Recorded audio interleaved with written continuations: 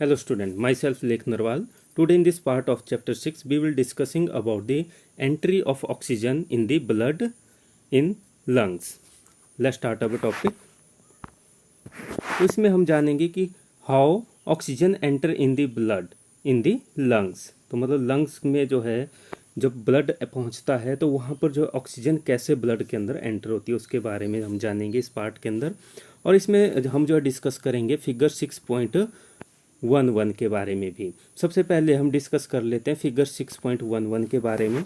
तो जो कल हमने पढ़ा था उसी का ही जो है ओवरव्यू है ये। तो उसमें हमने पढ़ा था जो है डिफरेंट चैम्बर्स के बारे में हार्ट के, और उनमें किस तरीके से ब्लड फ्लो होता है तो उसके बारे में हमने पढ़ा था। तो उसमें हमने डिस्कस किया था राइट और लेफ्ट जो है चैम्बर्स के बारे में। तो 4 चैम्बर होते हैं ह्यूमन हार्ट के अंदर।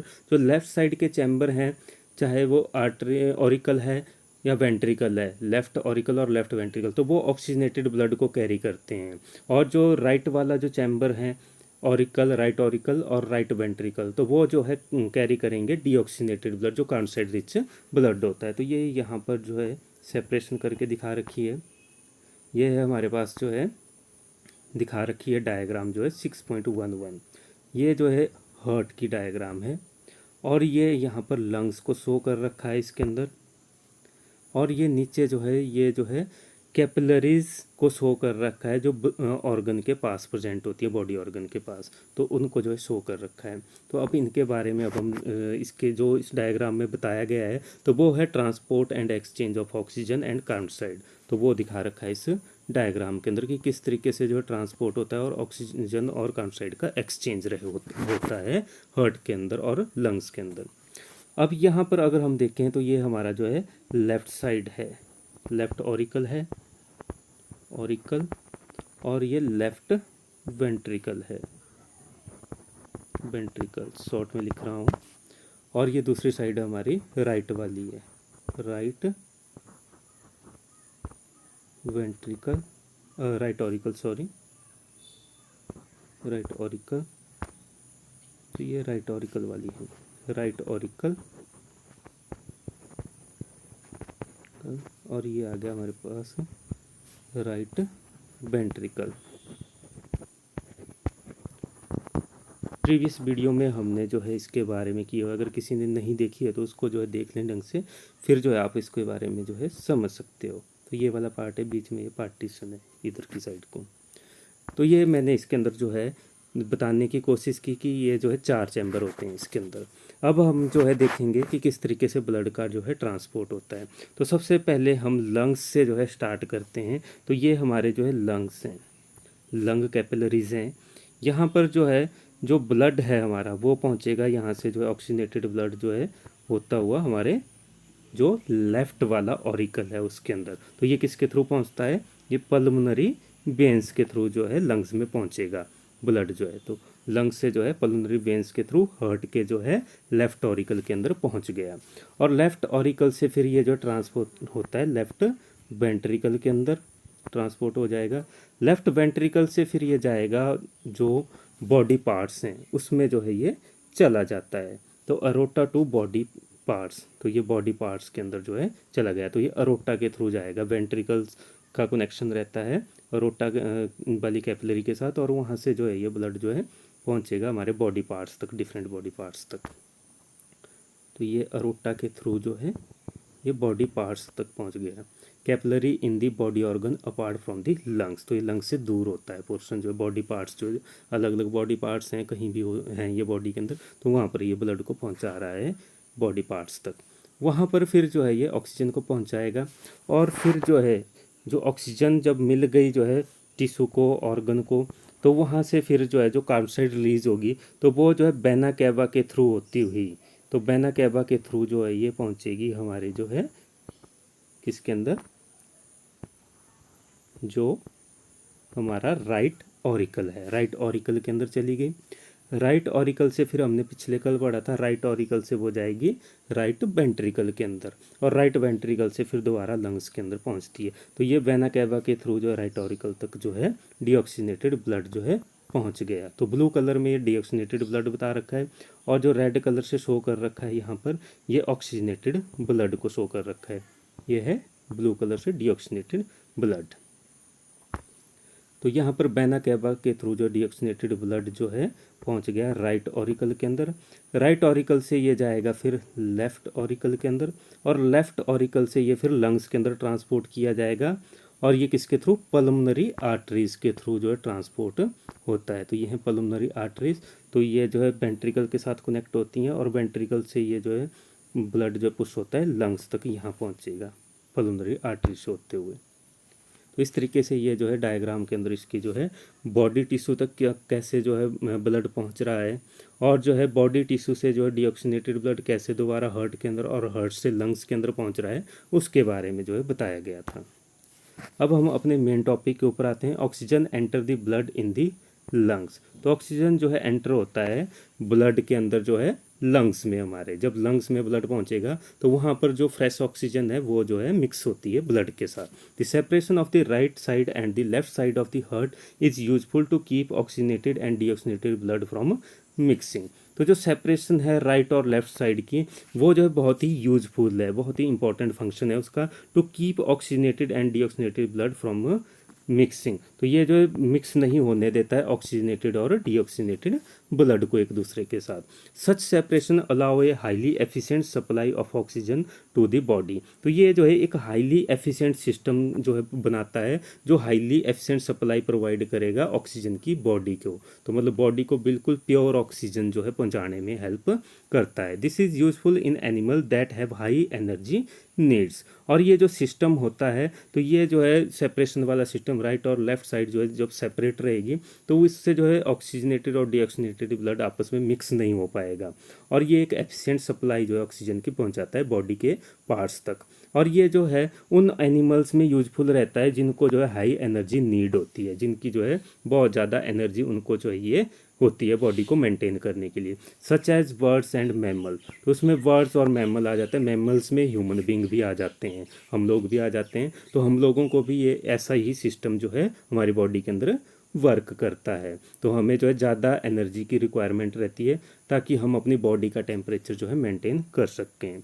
विच constantly use energy to maintain their body temperature. तो ये बर्ड्स और मैमल्स जो होते हैं ये कॉन्स्टेंटली यूज करते हैं एनर्जी का मेंटेन करने में देयर बॉडी टेम्परेचर, ताकि वो अपने बॉडी के टेम्परेचर को मेंटेन कर सकें।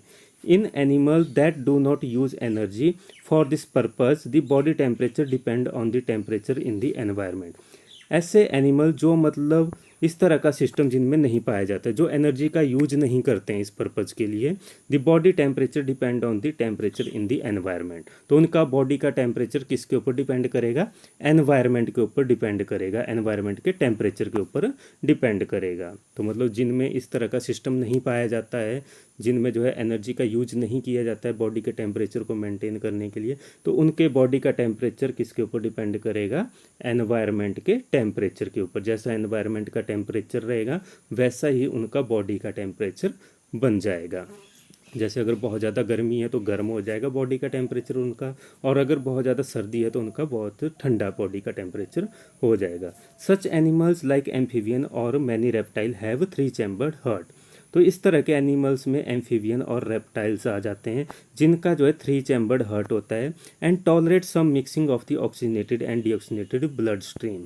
तो ये जो एम्फीबियन है और जो हमने बात की रेप्टाइल्स की, तो ये क्या करते हैं, इनकी बॉडी के अंदर जो है ऑक्सीजनेटेड और डीऑक्सीजनेटेड ब्लड में ये समवट मिक्सिंग, तो मिक्सिंग अगर हो जाती है उसमें थोड़ी बहुत, तो उसको ये टॉलरेट कर लेते हैं, उनको कोई फर्क उससे नहीं पड़ता है। Fishes on the other hand have only 2 chamber to their heart. अब फिशेस की बात की गई है कि फिशेस को अगर हम स्टडी करें तो उनमें 2 चैम्बर होते हैं हार्ट के अंदर, and blood is pump to the gills. तो फिशेस के अंदर जो है ब्लड जो है सबसे पहले पंप होता है गिल्स के अंदर, इज ऑक्सीजनेटेड देयर, और वहाँ पर जो है गिल्स के अंदर वो जो है ऑक्सीजनेट हो जाता है blood, and passes directly to the rest of the body. और फिर ये जो है पूरी बॉडी के अंदर ट्रांसपोर्ट कर दिया जाता है, फिर जो है वहाँ से गिल से जो है पूरी बॉडी के अंदर वो ट्रांसपोर्ट हो जाता है। तो मतलब जो फिश जो होती है वो अपनी ऑक्सीजन जो है वाटर में से लेती है, तो वाटर को जो है गिल्स तक पहुँचाएगी वो, और गिल्स जो है उसमें से ऑक्सीजन को ले लेंगे, और फिर वो जो है ऑक्सीजन मिक्स हो जाएगी उसके ब्लड के साथ, और फिर इस तरीके से वो जो है गिल्स से ही पूरी बॉडी के अंदर जो है ब्लड को जो है ट्रांसपोर्ट कर देगी। 10 blood goes only once through the heart in the fish. तो हम बोल सकते हैं कि ब्लड जो है फिश के अंदर एक बार ही जो है एंटर करता है। तो फिश के अंदर जो है ब्लड, फिश के हार्ट के अंदर, सॉरी, तो फिश का जो हार्ट होता है उसके अंदर ब्लड जो है एक बार ही एंटर करता है पास्चर साइकिल के दौरान। तो मतलब एक बार ही एंटर होगा, 2 बार एंटर नहीं होगा ब्लड उसके अंदर। On the other hand it goes through the heart twice during each cycle in the other vertebrates. अगर हम जो है दूसरे एनिमल्स की बात करें तो उनमें जो है हार्ट में जो है ब्लड ट्वाइसली जो है एंटर करेगा। तो मतलब 2 बार, जैसे वर्टिब्रेट की अगर हम बात कर रहे हैं तो वर्टिब्रेट के हार्ट में 2 बार ब्लड जो है एंटर करेगा। जैसे ह्यूमंस में भी हमने देखा तो 2 बार इसमें ब्लड एंटर हो रहा है, एक बार लंग से पहुंच रहा है, दूसरी बार बॉडी पार्ट से जो है दोबारा जो है हार्ट के अंदर पहुंच रहा है। इस तरीके से ये 2 बार जो है उनमें सर्कुलेट करता है, वर्टिब्रेट्स में भी और मैमल में भी। तो इस तरीके की जो सर्कुलेशन होती है उसको डबल सर्कुलेशन बोला जाता है ब्लड की। तो ये थी डबल सर्कुलेशन ब्लड की। तो ये हमारा जो है ऑक्सीजन जो एंटर होती है ब्लड के अंदर उसके बारे में हमने पढ़ा, और इसमें फिशिस के बारे में, रेप्टाइल्स के हार्ट के बारे में भी हमने किया। तो ये इस तरीके से उनके हार्ट भी काम करते हैं। अब आगे हम कंटिन्यू करते हैं। इसके अंदर एक बहुत ही इम्पॉर्टेंट टॉपिक है जो कि प्रैक्टिकल लाइफ में, प्रैक्टिकली जो है लाइफ के अंदर बहुत ज़्यादा यूज होता है, ब्लड प्रेशर के बारे में। तो हर किसी के घर में कोई ना कोई मेंबर होता है जिसमें जो है ब्लड प्रेशर की प्रॉब्लम हो जाती है। कईयों का हाई होता है, कईयों का लो होता है। जब बुढ़ापा आना शुरू होता है तो उस दौरान ये ज़्यादा देखने को मिलती है ब्लड प्रेशर की प्रॉब्लम, या तो लो हो जाएगा या बहुत ही ज़्यादा हाई हो जाता है। The force that blood exert against the walls of the vessel is called as blood pressure. तो फोर्स जो ब्लड लगाता है वेसल्स की, ब्लड वेसल्स की वॉल्स के ऊपर, तो उसको हम क्या बोलते हैं? ब्लड प्रेशर बोलते हैं। The force exerted by the blood on the walls of the vessel is known as the blood pressure. तो ये इसकी डेफिनेशन आ गई। The force that blood exert against the walls of the vessel is called as the blood pressure. This pressure is much greater in the arteries than in vein. तो ये जो pressure होता है ये आर्टरीज के अंदर बहुत ज़्यादा रहेगा एज कम्पेयर टू वेन्स। तो वेन के अंदर कम रहेगा और आर्टरीज के अंदर बहुत ज़्यादा हाई होता है ये blood pressure. The pressure of blood inside the arteries during ventricular systole. Ventricular systole का मतलब है जब वेंट्रिकल जो है कॉन्ट्रैक्ट हो रहा है, तो उसको नाम दिया गया है वेंट्रिकुलर सिस्टोल। ब्रैकेट में लिखा भी गया है कॉन्ट्रैक्शन। तो जब वेंट्रिकल जो है कॉन्ट्रैक्ट करते हैं तो उसको बोला जाता है ventricular systole. The pressure of the blood inside the artery. तो प्रेशर जो है आर्टरीज के अंदर किस दौरान? ड्यूरिंग वेंट्रिकुलर सिस्टोल, कॉन्ट्रैक्शन के दौरान, is called as systolic pressure. तो उस प्रेशर को जो है क्या बोला जाता है? Systolic pressure. तो अब ये जो है पूछा जा सकता है एग्जाम के अंदर कि सिस्टोलिक प्रेशर क्या होता है। तो ये वो प्रेशर होता है जो आर्टरीज के अंदर पाया जाता है ड्यूरिंग वेंट्रिकुलर सिस्टोल, तो उसको नाम दिया गया है सिस्टोलिक प्रेशर। अब दूसरी टर्म इसके अंदर आ जाती है आगे, and pressure in the arteries during ventricular diastole. अब बात की गई प्रेशर जो है आर्टरीज के अंदर ड्यूरिंग वेंट्रिकुलर डायस्टोल, जब रिलैक्स कर रहा है वेंट्रिकल, तो वेंट्रिकुलर डायस्टोल के दौरान जो है जो प्रेशर आर्टरीज के ऊपर प्रेजेंट होगा उसको क्या बोला जाएगा? Diastolic pressure. तो 2 टाइप के प्रेशर हैं, सिस्टोलिक प्रेशर और डायस्टोलिक प्रेशर। सिस्टोलिक प्रेशर वो प्रेशर जो है आर्टरीज के अंदर होगा जब जो है वेंट्रिकुलर सिस्टोल होगा, कॉन्ट्रैक्शन होगी वेंट्रिकल की, तो उसको बोला जाएगा सिस्टोलिक प्रेशर। और दूसरा प्रेशर है डायस्टोलिक प्रेशर। ये वो प्रेशर होता है आर्टरीज के अंदर जब जो है वेंट्रिकुलर डायस्टोल होता है, मतलब वेंट्रिकल जो है रिलैक्स करता है, तो उस दौरान के प्रेशर को क्या बोला जाता है? Diastolic pressure. तो ये 2 टर्म जो है इंपॉर्टेंट हैं, इनके बारे में पता होना चाहिए। प्रैक्टिकली भी लाइफ के अंदर जो है ये काफ़ी कॉमन जो है देखने को मिलते हैं, तो ये इनके बारे में नॉलेज होना जरूरी है as a science student. The normal systolic pressure is about 120 millimetre of Hg and diastolic pressure is 80 millimetre of Hg। अब ये जो है नॉर्मल जो है प्रेशर की बात की गई है आर्टरीज के अंदर सिस्टोलिक और डायस्टोलिक प्रेशर की। तो नॉर्मल जो है सिस्टोलिक प्रेशर की वैल्यू रहते हैं 120 मिलीमीटर Hg, और जो डायस्टोलिक प्रेशर है उसकी जो वैल्यू रहती है 80 मिलीमीटर ऑफ Hg। तो इतना जो है नॉर्मल जो है पर्सन का ब्लड प्रेशर होता है। तो हम बोल सकते हैं कि नॉर्मल ब्लड प्रेशर की वैल्यू, अगर कोई हेल्थी पर्सन है जिसमें कोई प्रॉब्लम नहीं है ब्लड प्रेशर हाई और लो की, तो नॉर्मल जो ब्लड प्रेशर आएगा उसका 120 मिलीमीटर Hg जो उसका सिस्टोलिक आएगा, और डायस्टोलिक आएगा उसका 80 मिलीमीटर Hg। तो ये तो था इसके जो है बारे में। अब आगे जो है इसमें हम कंटिन्यू करते हैं, थोड़ा सा इसमें और जो है आगे बताई गई है कुछ जो है इम्पोर्टेंट जो है चीज़ों के बारे में। Blood pressure is measured with an instrument called as sphygmomanometer. तो ब्लड प्रेशर को मेजर किया जाता है, एक बहुत ही इंपॉर्टेंट इंस्ट्रूमेंट होता है। देखा भी होगा डॉक्टर के पास जब भी आप जाते हो तो सबसे पहले डॉक्टर जो है ब्लड प्रेशर चेक करता है पर्सन का और हार्ट बीट चेक करता है। तो जो स्फेग्मोमीटर होता है तो उससे ब्लड प्रेशर चेक किया जाता है। तो ये जो है बाजू के ऊपर बांध दिया जाता है, एक पट्टी जैसी बांध दी जाती है और उसमें जो है एयर ब्लो की जाती है। उसमें रबड़ का एक जो है एयर ब्लोअर लगा होता है, उसको प्रेस करके जो है एयर जो उसमें जो है पूरी पट्टी के अंदर जो है भरी जाती है और उससे प्रेशर क्रिएट किया जाता है बाजू के ऊपर। और उसके बाद जो है डॉक्टर जो है उसका जो है एक जो है लगा होता है इंस्ट्रूमेंट सामने, उसके ऊपर उसकी रीडिंग चेक करता है, तो उसको जो है स्फेग्मोमीटर बोला जाता है। तो ये भी क्वेश्चन जो है एग्जाम के अंदर पूछा जा सकता है कि इंस्ट्रूमेंट का नाम बताइए जिससे जो ब्लड प्रेशर मेजर किया जाता है। Name the instrument which is use to measure the blood pressure of a person.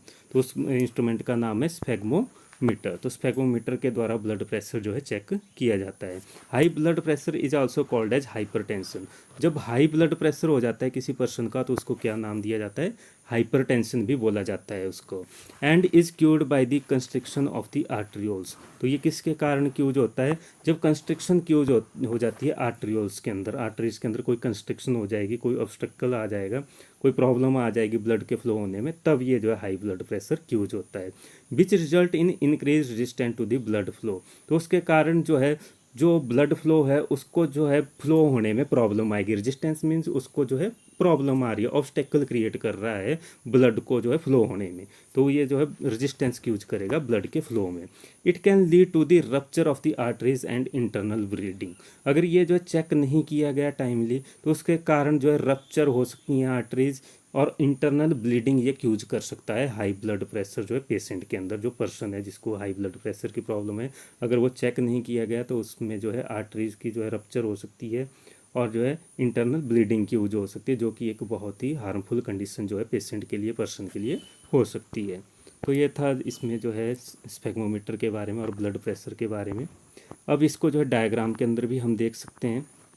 ये जो यहाँ पर बाजू शो कर रखा है और इसमें ये इंस्ट्रूमेंट लगा हुआ है सारा, ये जो पट्टी सी है ये जो है, और ये एयर जो है ब्लोअर है जिसके थ्रू जो है एयर जो इसके अंदर जो है भरी जाती है। और ये जो मीटर जैसा है इसमें जो है जो Hg है उसकी रीडिंग आती है, लेवल जो है चेक किया जाता है कि कितना ऊपर नीचे वो जा रहा है, उसके हिसाब से उसका जो है ब्लड प्रेशर चेक किया जा सकता है। अगर वो 120 है तो इट मीन्स कि नॉर्मल है, और लो जो है अगर 80 आता है उसका तो उसको जो है नॉर्मल समझा जाता है। अगर 120 और 80 से अबव आएगा तो वो जो है हाई ब्लड प्रेशर में आएगा। अगर 120 और 80 से बिलो आएगा मींस अगर हमारे पास जो है ब्लड प्रेशर की जो वैल्यू आती है किसी पर्सन की, तो लो के केस में बताता हूँ, तो अगर 120 होना चाहिए नॉर्मल जो है पर्सन का, 120 इज़ द नॉर्मल। अगर वो वैल्यू आ जाती है पर्सन की 90, और अगर जो है उसका जो डायस्टोलिक प्रेशर है, ये तो था सिस्टोलिक प्रेशर, और दूसरा डायस्टोलिक प्रेशर जो है ये 80 है, यहाँ दोनों वैल्यू ऊपर दे रखी हैं। तो सिस्टोलिक अगर हमारे पास आ गया 120 से बिलो जो है 90 तक पहुँच गया, और जो है डायस्टोलिक आ गया 80 से बिलो जो है 60 तक, इट मीन्स कि पर्सन का जो बीपी है, जो ब्लड प्रेशर है वो लो में काउंट होगा, लो ब्लड प्रेशर उसका रहेगा, लो बीपी शॉर्ट में लिख रहा हूँ। अब इसी तरीके से हम जो है हाई ब्लड प्रेशर को भी समझ सकते हैं। तो नॉर्मल वैल्यू है हमारे पास 120/80 मिलीमीटर ऑफ Hg। तो अगर जो है हाई में 120 से अबव चढ़ जाता है किसी पर्सन का, 120 से अबव मीन्स उसका 130 हो जाता है मिलीमीटर Hg। और जो है ये था सिस्टोलिक का। अगर डायस्टोलिक उसका जो है 80 से अबव हो जाता है मीन्स कि 90 हो जाता है, तो उस कंडीशन को हम बोलेंगे high blood pressure, high BP इसको हम बोल सकते हैं। तो उस कंडीशन में पर्सन को इमीडिएट, मतलब दोनों ही कंडीशन जो है क्रिटिकल हो सकती हैं अगर जो है टाइमली जो है पर्सन को जो है ट्रीटमेंट ना मिले। तो ये था एक प्रैक्टिकल कॉन्सेप्ट है जो डेली लाइफ में यूज होता है, उसके बारे में बताया गया था। तो ये इसकी वैल्यू का सभी को पता होना चाहिए। ब्लड प्रेशर की जो वैल्यू है normal 120 to 120 millimetre HG systolic की, और डायस्टोलिक की 80 मिलीमीटर HG है। और इससे अबव अगर हो जाती है, दोनों वैल्यू से अबव हो जाती हैं दोनों वैल्यूज़, तो वो हाई में आएगा, और दोनों वैल्यू अगर इससे बिलो चली जाती हैं तो वो लो ब्लड प्रेशर में आएगा। That's all in this video. Thank you.